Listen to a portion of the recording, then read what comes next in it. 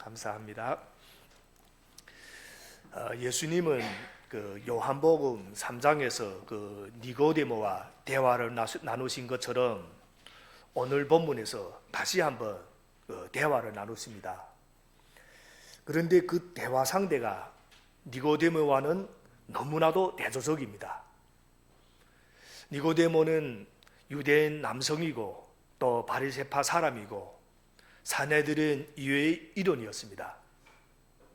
이에 반해 오늘 본문에 등장하는 예수님이 새로운 대화 상대는 유대인들이 아주 싫어하는 사마리아 사람이고 그것도 여성이었습니다. 그런데 이 사마리아 여성이 예수님을 만나 극적인 변화를 경험합니다. 오늘 그것을 함께 살펴보기를 원합니다. 지도를 보면 그 세로로 길게 생긴 이스라엘 땅은 크게 세 부분으로 나뉘어집니다. 제일 위쪽 북부 지역은 예수께서 주로 생활하셨던 갈릴리입니다.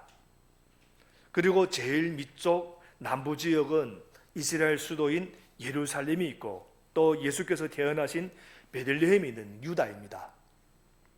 그리고 갈릴리 지역과 유다 지역 사이에 있는 중부 지역이 바로 이 사마리아입니다. 말씀 보면 예수님께서는 예루살렘을 떠나 갈릴리로 가시게 되었다고 합니다. 예루살렘은 남쪽이고 갈릴리는 북쪽이기 때문에 예루살렘에서 갈릴리로 가기 위해서는 이 사마리아 지역을 반드시 지나야 했습니다. 그리고 분명히 사마리아도 같은 이스라엘 땅이고 사마리아에 살고 있는 사람들도 이스라엘 사람들입니다. 그런데도 이스라엘 사람들은 이 사마리아 사람들을 아주 싫어했습니다. 물론 나름대로 이유가 있었습니다. 사마리아 지역은 역사적으로 보면 이스라엘이 남북으로 갈려진 다음 북이스라엘이 차지했던 곳이었습니다. 그런데 기원전 722년 북이스라엘을 멸망시킨 이 아수르라는 나라는 이스라엘 백성을 포로로 잡아가지 않고 그 대신 자기들을 비롯해서 다른 이방인들이 사마리아에서 와서 살게 했습니다. 그러다 보니까 사마리아 사람들은 자연히 이방 사람들과 피가 섞이게 되었습니다. 이스라엘 사람들, 특히 유다 지역에 사는 이스라엘 사람들이 사마리아 사람들을 싫어하는 이유는 바로 이것 때문이었습니다. 그 전까지는 비록 남북이 나누어져 있어도 같은 형제를 생각했지만 이방 민족과 피가 섞이고 나서는 이스라엘 사람들은 사마리아 사람들을 짐승처럼 아주 지저분하게 생각했습니다. 그러니까 사마리아 사람들도 자기들을 짐승 취급하는 유대인들이 혹시나 자기 땅을 지나가면 그냥 두지 않고 가서 공격을 했습니다. 그래서 당시 유대인들은 유대와 갈릴리 사이를 다닐 때 일부러 멀리 요단강 동쪽으로 돌아서 다녔다고 합니다. 그런 상황에서 유대인인 예수님이 그 지역을 지나가셨다는 것, 이건 보통 일이 아닌 겁니다. 이것은 완전히 의도적으로 그렇게 하신 것입니다. 예수님이 사마리아를 지나가며 방문하신 곳이 수가라는 곳인데 여기가 바로 구약시대에서 우리가 구약 성경을 보면 세겜이라는 곳입니다. 야곱이 라반의 집에서 떠나서 가나안으로 돌아올 때 베들레헴으로 가지 않고 세겜성 근처에 머물렀는데 바로 그것이 이 수가라는 곳입니다. 그러니까 야곱이 세겜성 근처에서 우물을 파고 잠시 정착해서 살던 바로 그곳에 있는 그 우물에 예수님이 오셨다는 말씀이 됩니다. 오늘 본문에 포함되지는 않았지만 6절부터 7절을 우리 함께 읽겠습니다. 6절부터 7절 말씀 6절도 읽겠습니다. 야곱의 우물이 거기에 있었다. 예수께서 길을 가시다가 필요하셔서 우물가에 앉으셨다. 때는 오정쯤이었다. 한 사마리아 여자가 물을 기르러 나왔다. 예수께서 그 여자에게 마실 물을 좀 달라고 말씀하셨다. 여기 6절을 보면 이때 시간이 오정쯤, 다른 번역법은 제6시라고 밝히고 있는데 이것은 낮 12시를 가리킵니다. 중동의 그 뜨거운 태양이 내리쬐는 낮 12시는 정말 뜨겁습니다. 그늘이 없는데 나가면 몸이 익을 정도로 뜨겁습니다. 그리고 7절을 보면 바로 그때 한 사마리아 여자가 물을 기르러 나왔다고 밝힙니다. 예수님은 먼저 이 여성에게 물을 좀 달라 하시면서 말을 거셨습니다. 그런데 여기서 두 가지가 이상한 일을 우리가 발견하게 됩니다. 첫째는 이 여성이 대낮에 물을 길러 왔다는 겁니다. 둘째는 예수님이 이 여성에게 말을 거셨다는 겁니다. 둘 다 그 당시 시각으로 보면 아주 이상하고 이례적인 일입니다. 우물은 성에서 멀리 떨어진 곳에 주로 위치했으니까 여성들은 그 먼 데까지 뜨거운 대낮에 물을 길러 나오지 않습니다. 대개 아침에 오든지 아니면 저녁 때 오든지 시원한 때에 옵니다. 그런데 이 여성이 아무도 오지 않는 때에 왔다는 것은 다른 사람들에게 노출되기를 싫어했는지 어쨌든 그런 여러 가지 이유가 있었을 겁니다. 예수님 입장에서도 사실 이것은 굉장한 사건입니다. 유대인들과 사마리아인들은 서로 완전히 원수였고 유대인 남자는 어떤 경우에든지 여자와 밖에서 혼자 만나서는 안 됩니다. 자기 아내와도 밖에서 말하면 안 됩니다. 그 내용을 성경에서 이렇게 밝히고 있습니다. 8절부터 9절 말씀입니다. 함께 읽겠습니다. 8절부터 9절. 제자들은 먹을 것을 사러 동네에 들어가서 그 자리에 없었다. 사마리아 여자가 예수께 말하였다. 선생님은 유대 사람인데 어떻게 사마리아인 여자인 나에게 물을 달라고 하십니까? 유대 사람은 사마리아 사람과 상종하지 않기 때문이다. 이 구절을 보면 사마리아 여성이 예수님께 이렇게 말합니다. 선생님은 유대 사람인데 어떻게 사마리아 여자인 나에게 물을 달라고 합니까? 그러면서 유대 사람은 사마리아 사람과 상종하지 않기 때문이라고 요한이 밝히고 있습니다. 유대인이 사마리아인과 상종하지 않는다는 겁니다. 당신은 유대인으로서 어찌하여 사마리아인 여자인 나에게 물을 달라고 합니까? 이 말은 당신과 우리는 서로 상종하지 않는데 서로 겉떠 보지 않고 원수로 보는 사이인데 왜 말을 거느냐 이런 말입니다. 그런데 이 말 속에 보면 이 여성이 대화에 굶주려 있다는 것을 알 수가 있습니다. 사실 당신이 유대인으로 사마리아인 사람인 내게 라고 길게 말할 것이 없습니다. 물을 좀 달라 하셨을 때 응답하지 않으면 끝인데 길게 말하는 이유가 무엇인가? 여기서 한 가지 이 여성이 내면 상태를 보였습니다. 외로웠던 겁니다. 그동안 이 여성에게 이렇게 말을 먼저 걸어준 사람이 거의 없었을 겁니다.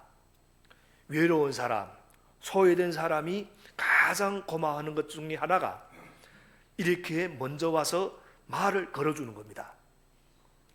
겉으로는 아닌 척하면서 거칠게 구거나 화를 낼 수도 있지만 속으로는 고마워한다는 겁니다.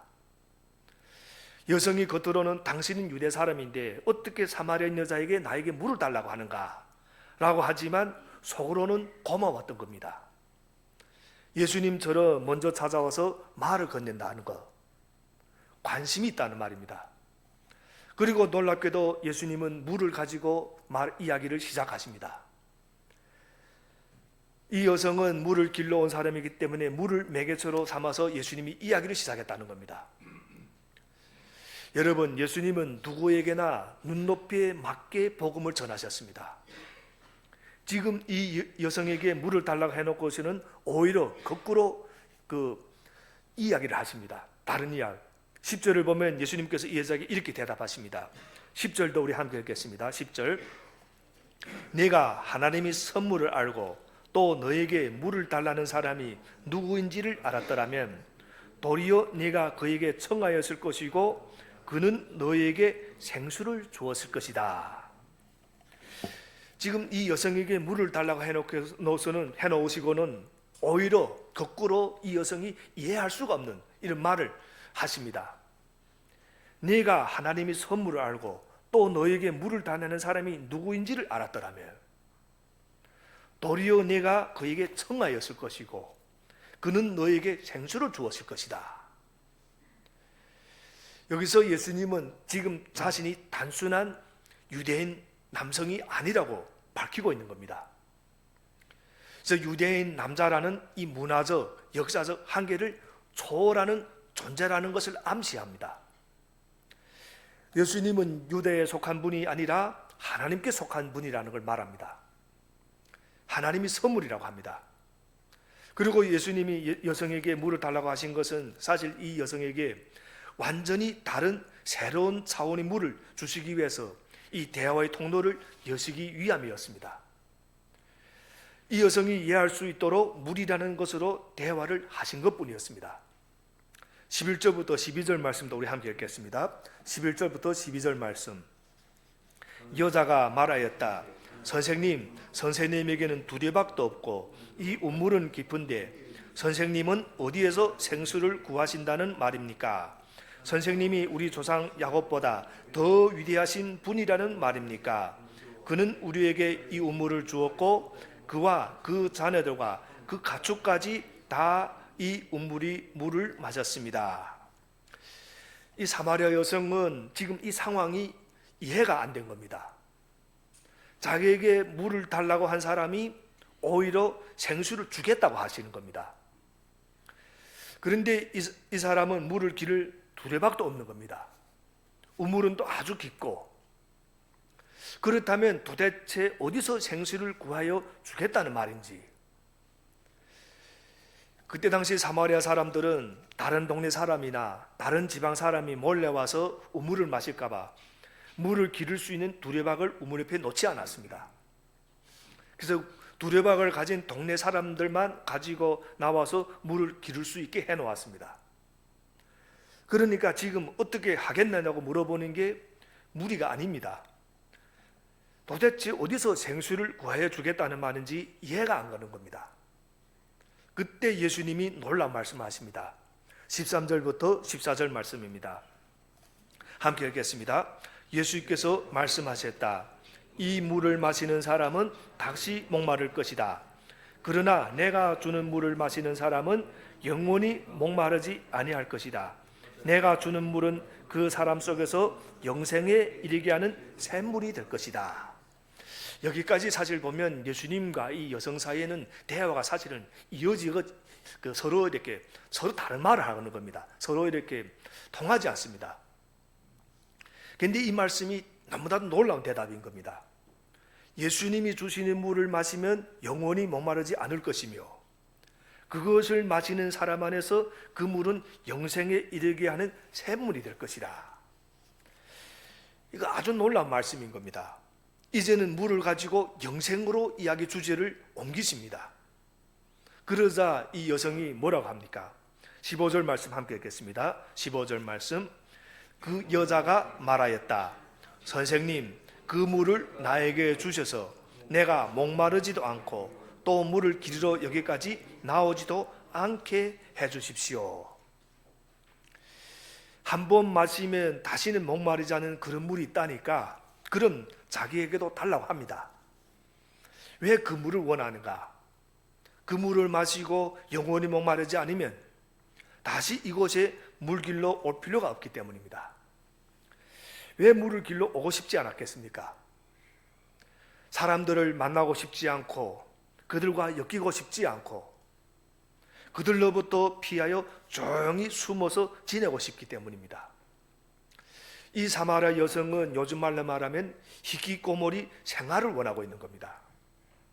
그래서 이것을 또 우리 심리학 용어로 말하면 폐쇄라고도 부르는데 거절과 소외를 자주 경험한 사람들이 취하는 세상 사람들로부터 자신을 닫아버리는 어떤 이식적인 선택을 말합니다. 그런데 사실은 이 여성이 그런 물이 진짜 있습니까? 라는 질문은 믿으면서 질문하는 것은 아닙니다. 이 여성은 지금까지 수많은 소외와 거절을 경험했습니다. 그리고 앞으로 또 다른 소외를 경험하는 것이 너무나도 두려운 나머지 스스로 마음의 문을 굳게 걸어 잠그고 또 상처를 받기 전에 미리 자기가 먼저 세상과 단절해버리기로 결정했던 겁니다. 그러면서 어쨌든 사람들을 피해 다녔습니다. 예수님은 바로 그 상처를 치유해주기 원하셨던 겁니다. 그래서 이제 예수님은 자신이 누구인지 드러내시는데 물과는 전혀 상관없는 그런 이야기를 하십니다. 아주 전곡을 찌르는 말씀하십니다. 가서 내 남편을 불러오너라. 이 16절을 보면 물 이야기를 하다가 갑자기 남편을 불러오라고 하십니다. 왜 예수님은 갑자기 뜬금없이 남편을 불러오라고 하시는가? 남편이 누군지 정말 궁금하신 것인가? 그렇지 않다는 건 너무나도 잘 알 수 있습니다. 바로 이것이 이 여성의 문제의 핵심, 상처의 핵심임을 아셨기 때문입니다. 그리고 그 상처를 드러냅니다. 아무리 물을 마셔도 금세 다시 목이 마르듯이 예수님은 여인의 영적 갈증, 즉 지금 채워지지 않는 마음이 하나님과의 관계에 문제가 있어서 그렇다는 것, 그것이 해결되어야 이 갈증이 해결된다는 것을 알고 계셨습니다. 그래서 갑자기 남편 이야기를 하시는 겁니다. 이것이 해결되어야 이 여성이 하나님과의 관계가 올바로 될 수가 있기 때문에, 바로 그런 것들이 이 여성과 하나님 관계를 막고 있었기 때문입니다. 우리 17절부터 18절 말씀도 함께 읽겠습니다. 17절부터 18절 말씀. 그 여자가 대답하였다. 나에게는 남편이 없습니다. 예수께서 여자에게 말씀하셨다. 남편이 없다고 한 말이 옳다. 너에게는 남편이 5이나 있었고 지금 같이 살고 있는 남자도 내 남편이 아니니 바로 말하였다. 남편을 데려오라고 하셨을 때 이 여성이 나에게는 남편이 없습니다 라고 하는데 굉장히 뻔뻔스럽게 이야기했을 것 같지는 않습니다. 아주 작고 죽어가는 목소리를 아마 했을 겁니다.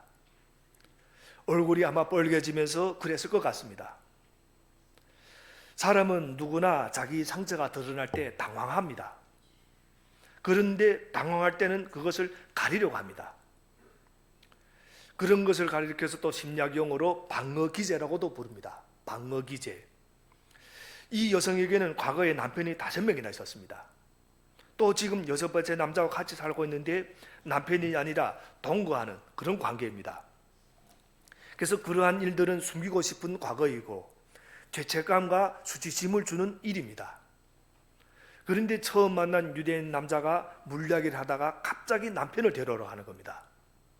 이에 당황한 사마리아 여성이 방어기제를 사용합니다. 나에게는 남편이 없습니다. 이 방어기제를 또 부인이라고도 부릅니다. 부인한다.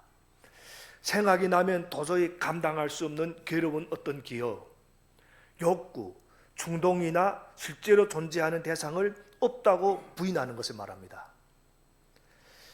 여러분, 현실을 부정하고 회피하면 해결할 수가 없는 겁니다.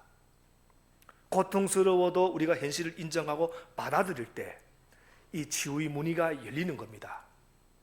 예수님이 원하시는 것이 바로 이것이었다는 겁니다. 여러분, 왜 우리 믿음이 성장하지 못하는가? 자신이 죄인이라는 이 현실을 교리적으로는 인정하지만, 입으로는 인정하지만 마음속 깊은 곳에서는 인정하지 못하고 있는 것입니다. 그래서 예수님은 여인이 과거와 현재를 꿰뚫어 보고 계십니다. 너에게는 남편이 5이나 있었고 지금 같이 살고 있는 남자도 네 남편이 아니니 바로 말하였다. 예수님은 이 여성이 깊고 오래된 상처를 들춰내셨던 겁니다. 깊은 상처의 한가운데를 찌르시며 그 상처에서 더 이상 도망가지 말라고 가르치십니다. 상처를 직면해야 문제가 해결될 수 있음을 말씀하셨던 겁니다. 물론 상처를 드러내면 아프지만 이 골문대를 드러내어 제거하지 않고는 치유가 불가능하기 때문에, 사실 이 여성이 남편이 없다고 했을 때 예수님은 어떻게 하실 수 있었습니까? 없긴 뭘 없어, 5명이나 있었잖아, 왜 거짓말을 하는가 하고 야단칠 수도 있었습니다. 다 알고 계시는 겁니다. 그런데 내 말이 옳다, 내가 한 말이 맞는다 라고 일단 긍정해 주십니다. 이것이 참 놀라운 겁니다. 지금 시대에도 남편이 5명이나 있었다면 정상적인 삶이 아닐 겁니다. 어떻게 이렇게 될 수 있었는가를 정확히는 알 수는 없습니다. 정말 5번 결혼하고 5번 이혼한 건지, 아니면 사마리아 사람들도 모세오경을 믿었기 때문에 율법에서 이야기하는 형이 자식이 없이 죽으면 남동생이 형수와 또 결혼해서 대를 잇도록 하는 것 때문에 남편이 많았던 건지, 아니면 정말로 문란하게 살았던 것인지 우리는 답은 알 수는 없습니다. 아니면 남편 몇 명은 이혼하고 몇 명은 죽었는지도 알 수는 없습니다. 분명한 것은 5명이 남편이 있었고 지금 또 다른 사람과 사는데 그 남자는 남편이 아니라 동거인이었다는 사실. 그렇다면 이 여성은 정상적인 삶을 사는 여성이 아니었다는 겁니다. 예수님의 말을 들은 여성은 엄청난 충격을 받으면서 화들짝 놀랐을 것입니다. 어떻게 알았는가? 그러면서 여성이 머릿속에 번쩍하며 스쳐지어가는 중요한 단어가 스쳐 지나갔습니다. 그 내용이 19절부터 20절에 나옵니다. 19절부터 20절 말씀 함께 읽겠습니다. 여자가 말하였다. 선생님, 내가 보니 선생님은 예언자이십니다. 우리 조상은 이 산에서 예배를 드렸는데 선생님네 사람들은 예배드려야 할 곳이 예루살렘에 있다고 합니다.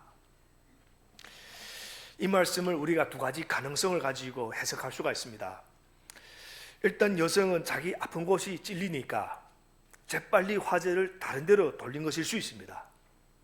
어떻게 보면 이것 역시 이 사마리아 여성이 다른 방어기제를 쓰는 것으로 볼 수도 있습니다.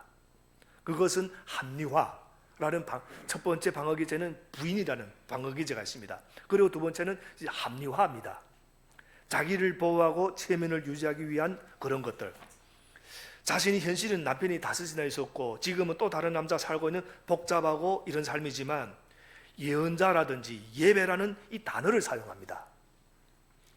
그리고 이 사마리아 여성은 어디서 예배를 드려야 하느냐고 아주 영적인 질문을 던지고 있지만 자신이 실제 삶은 아주 만족이 없는 그런 삶이었습니다. 자신이 그러한 삶을 덮어두고 숨겨둔 채 경건한 예배에 대해서 말하고 있는 겁니다. 그래서 두 현실은 서로 반대가 되고 논리적으로 같이 존재하는 것이 불가능한데도 같이 있었다는 겁니다. 예배와 삶. 그리고 그는 이 두 현실 사이에서 모순을 느끼거나 고통을 느끼지 못했던 겁니다. 이것이 오늘날 우리에게 나타나는 어떤 모습일 수도 있습니다. 예배를 드리는 아주 경건한 예배를 드리고 실제 삶에 가서는 또 다른 삶을 사는 모습들. 그래서 이런 것들을 가능케 하는 것이 바로 합리화입니다. 그렇지 않으면 자기가 정말 해결하고 싶었지만 해결이 안 되고 있는데 보니까 예수님이 자기 모든 것을 알 정도면 정말 하나님이 보내주신 사람이라는 것을 깨달을 수도 있었습니다. 그렇다면 이 사람이 자기 삶에 대한 답을 주실 수 있지 않을까 하여 예배기를 꺼낸 것일 수도 있습니다. 긍정적인 의미에서는.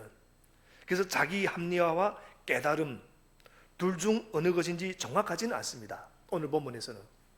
하지만 분명한 것은 예배에 대한 질문을 했다는 겁니다. 어디서 예배를 해야 합니까?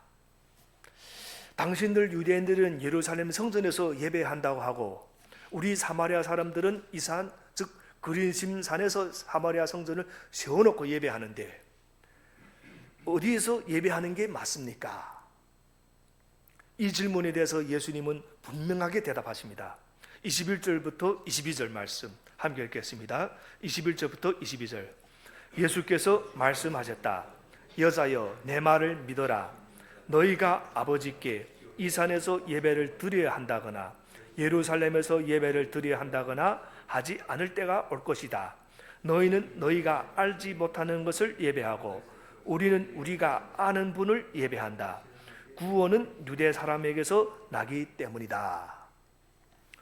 여기서 구원은 유대 사람에게서 나기 때문이다. 이 말씀 우리가 잘 오해하지 말아야 됩니다.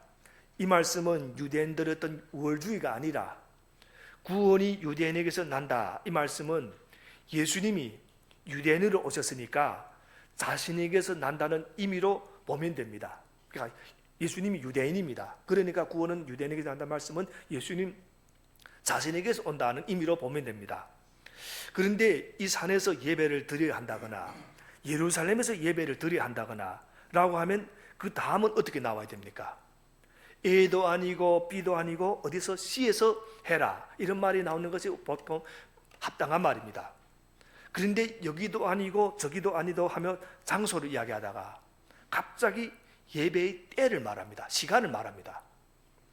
그러니까 예배의 장소가 중요한 게 아니라 정말로 하나님께 예배를 하고 있느냐가 중요하다고 말씀하신 겁니다. 우리 23절부터 24절 말씀도 함께 읽겠습니다. 23절, 24절. 참되게 예배를 드리는 사람들이 영과 진리로 아버지께 예배를 드릴 때가 온다. 지금이 바로 그 때이다. 아버지께서는 이렇게 예배를 드리는 사람들을 찾으신다. 하나님은 영이시다. 그러므로 하나님께 예배를 드리는 사람은 영과 진리로 예배를 드려야 된다. 하나님께 참으로 예배하는 것이 중요하지 어디서 하는 것이 중요한 게 아니라고 하십니다. 과거의 상처와 비밀과 은밀한 죄를 그냥 숨겨둔 채로 유대인들이 주장하는 예루살렘에서 예배하든지 사마리아인들이 주장하는 그리심산에서 예배하든지 아무 소용이 없다는 겁니다. 그 죄 문제를 해결하고 진짜로 예배를 드려야 한다는 겁니다. 가정에서 그냥 몇 명이 모여 예배를 하든지 엄청나게 몇천 명, 몇만 명이 모이는 대형 교회에서 예배를 하든지 그게 중요한 게 아니라는 말씀입니다. 마음속으로 영과 진리로 온 마음을 다해 하나님을 예배하는 것이 중요하다고 합니다. 우리 대형 교회에 모여서 다른 생각하고 마음과 영과 하지 않고 다른 생각하면서 한 시간을 드리고 시간을 하고 나오는 것 아무 그런 게 아니라는 겁니다. 그래서 정말 모든 죄를 회개하고 드러내고 영과 진리로 예배하고 있는가? 그것이 중요하다고 합니다. 그래서 이 여성은 물로 시작해서 점점 더 영적인 세계로 인도함을 받고 있습니다. 그리고 여기서 예수님을 구주로 만나게 됩니다. 수년 동안 방황했던 이 여성, 아무 소망이 없었던 여성, 나는 매일 그냥 이렇게 살아야 하나 하며 그냥 숨을 쉬니까 살아있는 여성, 다른 사람들은 아무도 보기 싫고 마지못해 살아가던 인생에 예수님이 찾아오셔서 그 삶이 변화가 되었다는 겁니다. 어떻게 변화되었는가? 그 아래 오늘 보면 아래 내용을 보면 그 변화들이 나옵니다. 첫째를 보면 물동이를 버립니다. 오늘 본문은 아니지만 28절을 보면 그 여자는 물동이를 버려두고 동네로 들어가서 사람들에게 말하였다. 여기서 이 물동이는 자신이 빈 마음을 채워주기 위한 이 여인이 노력을 상징하는 것입니다. 상처를 안고 있었음에도 삶의 필요를 채우기 위해서 우물가에 와서 했습니다. 사람들을 만나기 싫었지만 정말 사람들을 만나기도 싫고 마주치기도 싫어서 한낮이 더운 시간에 혼자 나왔지만 그 물동이는 결코 포기할 수 없는 것이었습니다. 물동이가 있어야 물을 뜰 수가 있기 때문에. 그런데 예수님을 만나서 모든 것이 채워지니까 이전에 그토록 절박했던 것들이 이제는 별것이 아닌 게 되었던 겁니다. 그래서 물동이를 버려두고 가는, 자기 생명줄과 같은 그 물동이를 버려두었다 하는 겁니다. 두 번째는 동네로 들어갔다. 이게 중요합니다. 거기에는 사람들이 많이 삽니다. 이 사람들은 자기가 그토록 피하고 싶었던 사람들입니다. 그러니까 한낮에 물을 길러 나갔는데 예수님을 제대로 만나고 나니까 사람들과의 관계가 회복되었던 겁니다. 정말 하나님을 제대로 믿으면 이 관계가 이렇게 회복되게 되어 있습니다. 그리고 세 번째는 예수님을 전했다는 겁니다. 오늘 본문은 아니지만 29절부터 30절 말씀 우리 함께 읽겠습니다. 29절부터 30절 말씀. 내가 한 일을 모두 알아맞히신 분이 계십니다. 와서 보십시오. 그분이 그리스도가 아닐까요? 사람들이 동네에서 나와서 예수께로 갔다. 예수님을 만난 이 여성은 예수님을 구주로 전하는 위대한 복음 전도자가 되었습니다. 그러자 사람들이 이 여성 때문에 예수님께로 나오게 됩니다. 여기서 이 여성이 한 말을 보십시오. 내가 한 일을 모두 알아맞히신 분이 계십니다. 와서 보십시오. 그분이 그리스도가 아닐까요? 지금까지는 꼭꼭 숨기고 있었고 사람들을 만나기가 싫었는데 이제는 예수님을 증거하는 사람으로 변화가 됐다는 겁니다. 너무나도 놀라운 일인 겁니다. 여러분, 우리도 사실은 이 사마리아 여성과 같은 사람들입니다. 그런데 예수님이 일부러 우리를 찾아와 주셨습니다. 그것이 모태 신앙으로 부모님 때부터 내려와서 예수님을 만났던, 아니면 중간에 누군가가 전에 서서 만났던, 예수님이 그 사람들을 사용하셔서 우리에게 찾아오신 것입니다. 부모님을 통해서, 어떤 사람을 통해서. 그래서 말씀 마치겠습니다. 오늘 본문에 나오는 사마리아 여성은 비참한 삶을 살았는데 그렇게 살고 싶어서 그렇게 살진 않았을 겁니다. 어떻게 하다 보니까 그렇게 되었는데 순간순간 잘못된 결정을 내리면서 이런 비참한 지경에 이르렀던 겁니다. 그러나 아무도 이 여성을 불쌍히 여기지 않았습니다. 뒤에서 수근거리며 비난했지만 그녀의 고통과 외로움을 이해하려는 사람은 누구도 없었습니다. 도움을 요청하고 싶어도 어디에서 누구에게 어떻게 도움을 요청해야 하는지도 알지 못했습니다. 그런데 예수님은 바로 그런 절망적인 상태 속에서 하루하루 죽지 못해 살아가던 이 여성에게 일부러 찾아오셨다는 겁니다. 예수님이 뭐하러 이 한낮 더운 곳에, 그것도 잘못하면 공격당할지도 모르는 이 사마리아에 오셨겠습니까? 완전히 이 여성 한 사람을 위해서 오신 겁니다.